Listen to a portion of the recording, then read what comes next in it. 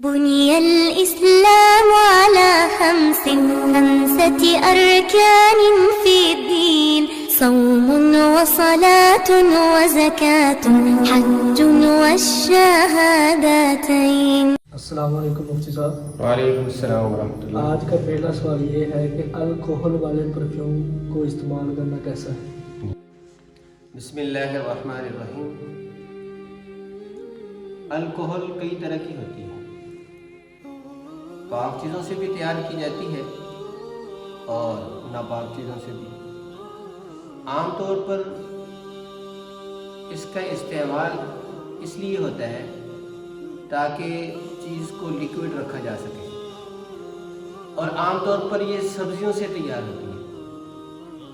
تو اس لیے پاک چیز سے بنی الکوہل اگر کسی چیز پہ مکس کی گئی ہے تو اس کا استعمال کرنا جائز ہے. اس سے کپڑے ناپاک نہیں ہوں گے. ہاں، اگر کسی پرفیوم یا سینٹ پر واضح طور پر لکھا ہو کہ اس میں ناپاک چیز سے تیار کی ہوئی الکوہل شامل ہے، مثلا شراب سے، تو پھر اس کا استعمال کرنا جو ہے وہ جائز نہیں ہوگا.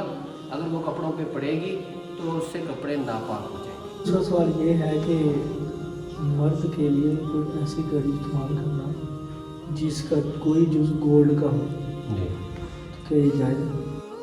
ویسے تو مرد کے لیے گولڈ کا استعمال ناجائز اور حرام ہے، لیکن جو صورت آپ بتا رہے ہیں کہ ایسی گھڑی استعمال کرنا جس کی کوئی چیز گولڈ کی ہو، تو یہ چونکہ گولڈ کا براہ راست استعمال نہیں ہے، اس لیے اس کی گنجائش ہے.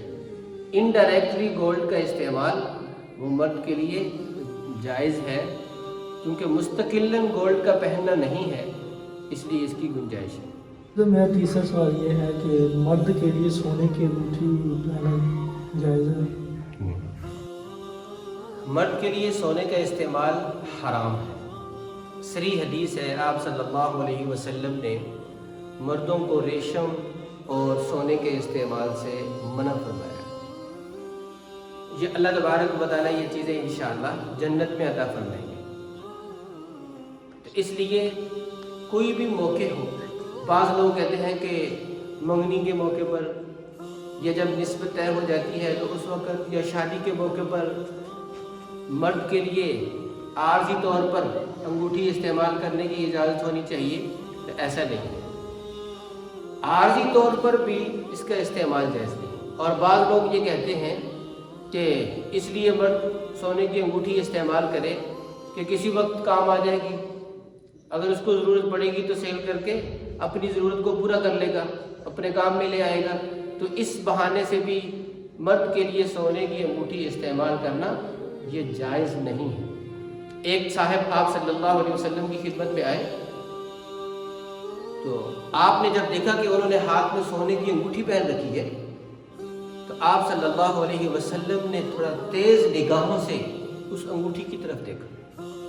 اسے جب پتہ چلا کہ آپ کو میرا یہ عمل بہت ناگوار گزرا ہے تو اس نے فوراً انگوٹھی اتار کے پھینک دی.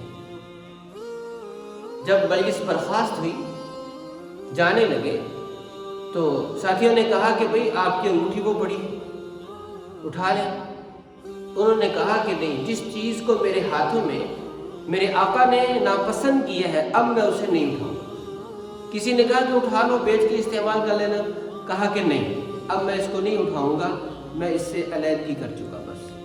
تو اس لیے کسی بھی موقع پر، کسی بھی بہانے سے، عارضی طور پر بھی ہو بھلے، مرد کے لیے سونے کا استعمال وہ جائز نہیں ہے، سراسر حرام ہے.